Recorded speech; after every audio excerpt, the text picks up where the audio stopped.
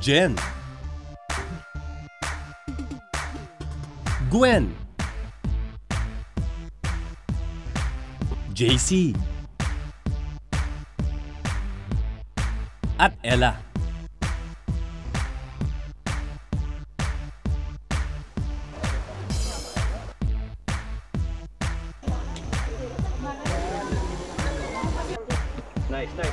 Nice. Oh, bumalik.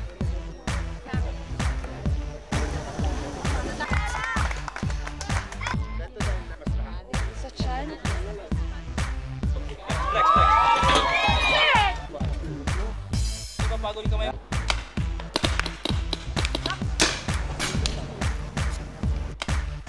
Ang sakit ng tama.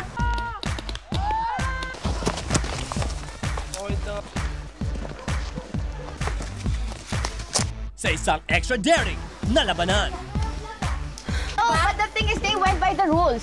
That's why pareho tayo nalo. Told you din naman na gano'n ang turo. Just later than us. No. There's nothing wrong with it.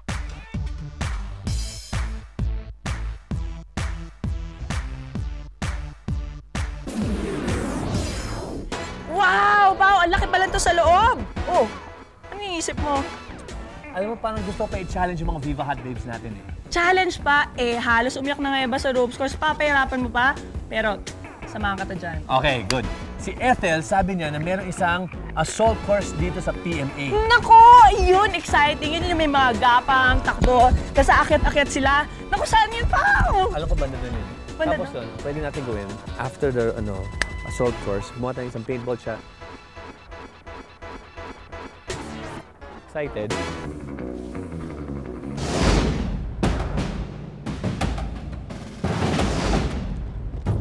Sa pagpapatuloy ng assault course, sina Jen at Ella naman ang susubok nito. Kailangan matapos nila ang course nang hindi higit sa 7 minuto kung gusto nilang talunin sina Gwen at JC.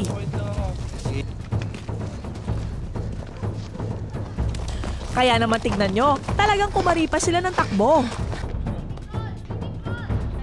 Oh no! Nakalimutan ko kung ano yung baby crawl. Sabi ko, ano nga yan? Ano nga yan? Tulad ko na. Ang sakit sa piercing ko yun! Sige. Tapos ikot ka, yan. Okay. Huwag kayong bibitaw, mama. Pero matapos ang ilang sandali, nagawa niya rin ito habang si Ella V naman nangangalahati na sa pagtawid sa lubid.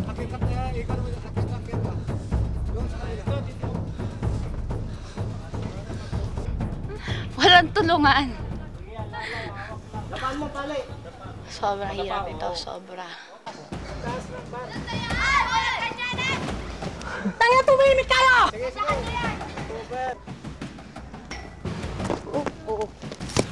Tignan mo kasama mo. Ano gagawin? Simple lang ang gagawin dito. Kailangan lang nila itong tawirin. Masyado mataas, Gwen. Dun sa wall, kasi ang liit ko eh. So, kailangan pang tulungan ako ni Jen. Go! Go! Wait,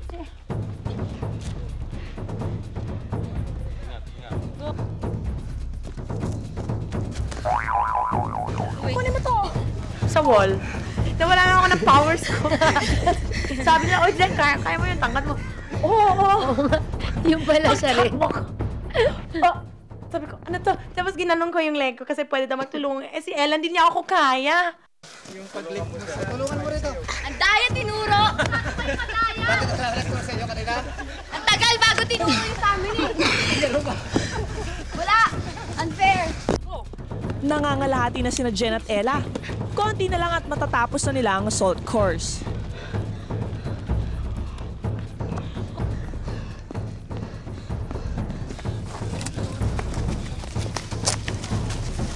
At matapos ang ilang sandali, nasa finish line na si Jen. Go! Ella! Kunin mo yan! Ang galing nyo!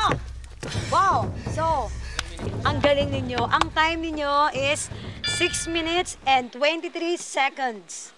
Pagkasabi ni Buba ang winner, dito na nagkagulo. Ayaw na namin sa inyo, madadaya kayo. Pa naman ako. Sandali. Sandali. Pakinggan nyo ako, girls. Huwag kayong mag-away. Favoritism. Sandali! Host ako dito. Hindi kayo makapaniwala. Ano ang experience niyo? Unahin natin itong grupong talunan. Charot. Madaya kayo! Yung mga PMA dito, tinuro nyo kagad sa kanila yung way. Kami, we had to figure it out. Tapos late nyo nang tinuro sa amin yung ginawa namin. Mga fans lang talaga kami. Ipinoprotesta ni na Gwen at JC na huli na daw itinuro sa kanila ang technique ng pagtawid sa pader, kaya sila natalo. Madaya!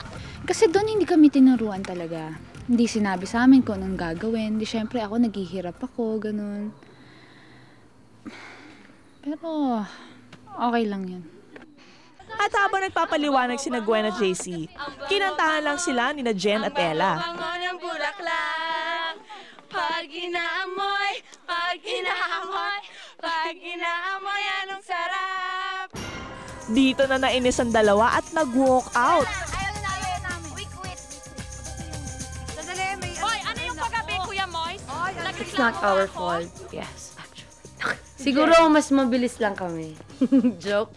Dito na rin naungkat ang issue ng pagkapanalo ni Jen at JC sa Ukay-Ukay Challenge. Dalawa na lang ang winners dahil may backpash, ha? Di rin ako nagreklamo, diba? But the thing is, they went by the rules. That's why pareho tayo nalo. Kasi I went by the rules. They told you din naman na gano'n ang turo just later than us. No. There's nothing wrong with it. Yes, there is. Earlier or later, at least nagsabi sa dalawa, diba? Ano to? Ba't ganyan kayo? Ayaw kasi magpatalo eh. At itigil ako mag-challenge. Kung gusto nila ako lang magka-quit. Gusto nyo? Ako na lang mag-quit. Ito ang mapaano nyo naman Sabi niyo, nagbibiro lang kami ni Gwen kanina eh. Nagbibiro lang naman. Feeling ko nga lang. But that was just a joke. Yeah. Hello? We can't walk out. Ano ba yun? Di ba nakakahiya naman? Nagkainitan man ang dalawang grupo, sa kahuli-hulihan, nag-aayos din naman. Wala naman sa amin yun. Ano lang yan eh, mga konting away. Tapos after, di ba, parang, Ochong, ano ba? Ganun lang talaga ang mga babae. Oh.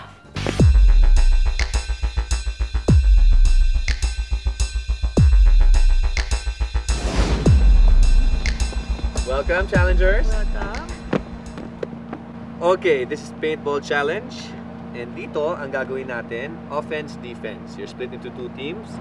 The defense team will be shooting at the offense team. Meron tayong 3 rounds. The first team will be offense, the second team will be defense. Ang defense lang ang may baril. Offense, your job is to capture the flag. Okay? In the quickest time possible. Okay? So, sino magka-teammates? Yes. Jen at Gwen. Ano bago naman? Ella and JC. Bago magsimula, pinagsuot muna ng protective gear ang mga hot babe. I am G.I.J.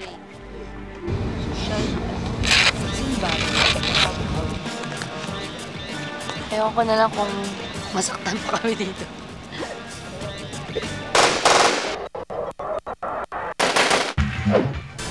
Offense team sina Jen at Gwen. Susubukan nila makuha ang flag sa loob ng 10 minuto. Samantalang didepensahan naman nila LV at JC na hindi makuha ng kabilang grupo ang flag. Mula sa kanilang pinagtataguan, unti-unting gumapang papalapit sa flag sina Gwen at Jen. Pero teka lang Gwen, bakit sa likod ng cameraman ka namin nagtatago? Mukhang may pinag-usapang strategy ang dalawa, pero bago pa man nakaporma ang dalawa, tinamaan na agad si Jen. That's my leg. That's my leg nga. That's my leg nga. Ito. Long-legged, sorry.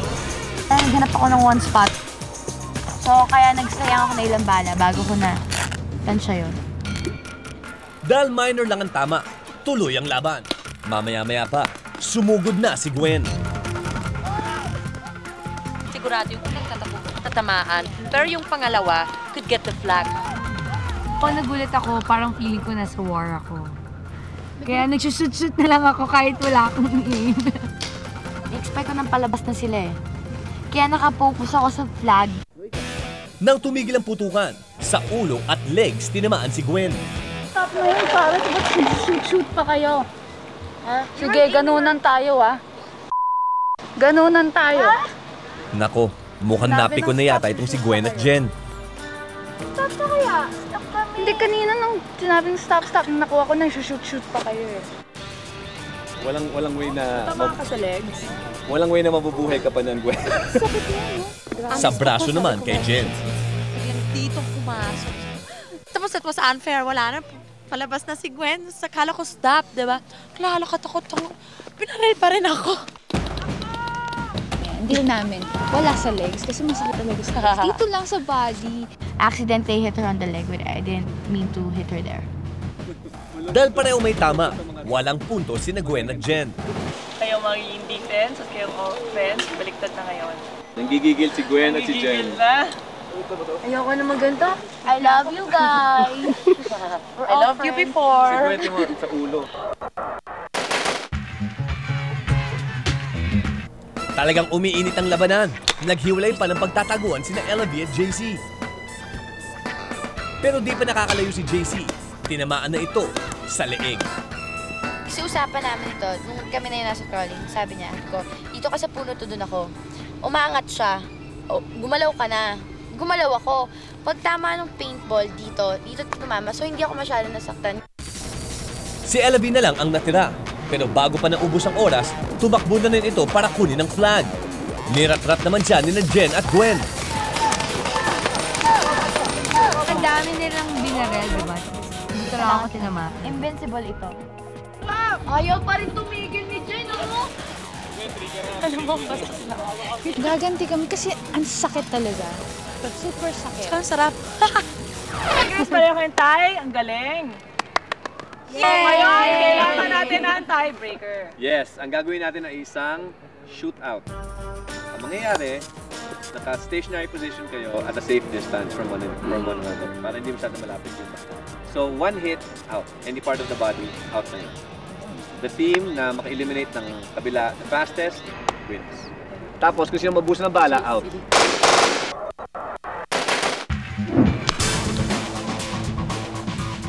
Pero nang matapos ang 10 minuto, wala pa ring tinamaan. Parang na-prove namin sa lahat na we're not only for sexy, but cute, we have a lot of determination. And I just tell you guys not to mess with us kasi we're pretty strong. Draw na naman. Wala namang tamaan sa inyo. Okay, dahil draw na naman, ito na ang huling challenge niya. Yay! Tara na! Pagkatapos ng iba't ibang mga pagsubok dito sa Baguio, oras na para malaman natin kung sinong tatanghaling bulaklak ng Baguio. Mukhang excited na ating mga hot babes na malaman kung sino nga ang ating winner. Okay, bago yung climax, meron kami mga special awards para sa inyo. Okay? Simulan natin sa 4C's Award. What's the 4C? 4C's. Calm, Cool, Collected, Challenger. At yan ay walang iba kung DC. Gwen Garcia! Siya yung pinaka-cool. Masaya, pero hindi ko pa na-expect na magkakaroon ako ng award eh. Hindi ko na-expect na merong special awards. Kasi ako lang tahimik, tapos hindi kumikibok, gano'n.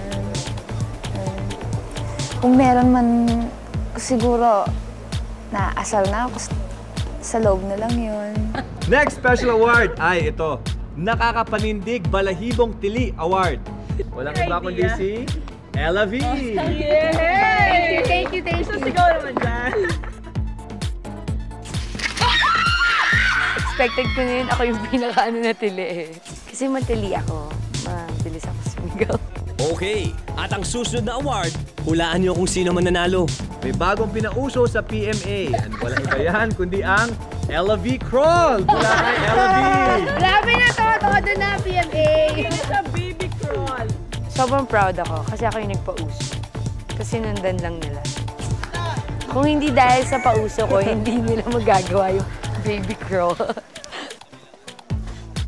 At syempre, meron pa tayong Nakakasindak na bulaklak. Ito yung mga, hindi lang palaban, astig, macho. Yung una, pumunta doon sa babaeng sumigaw na, pwede ba tumimik kayo?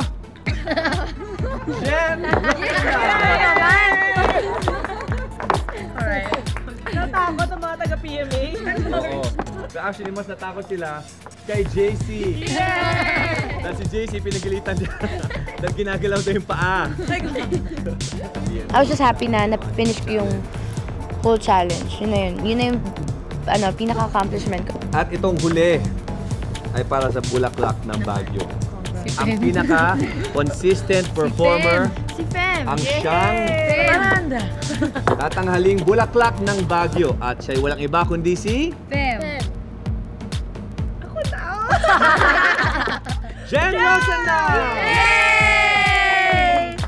I didn't expect it. I was hoping for it though. Hindi. No, I didn't expect it eh. Pero sobrang saya ako.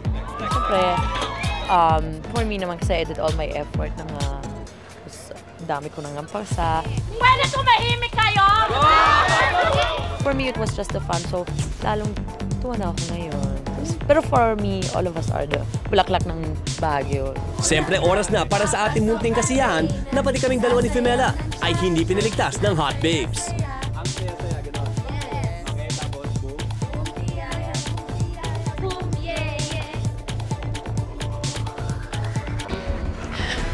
Wow, pa napagod ako sa ginawa ng Viva Hot Babes. To think nanonood pa lang ako noon, ha? Talagang napabilib nila ako. Pinatunayan nila na hindi lang sila maganda, hindi lang sila sexy, palaban talaga.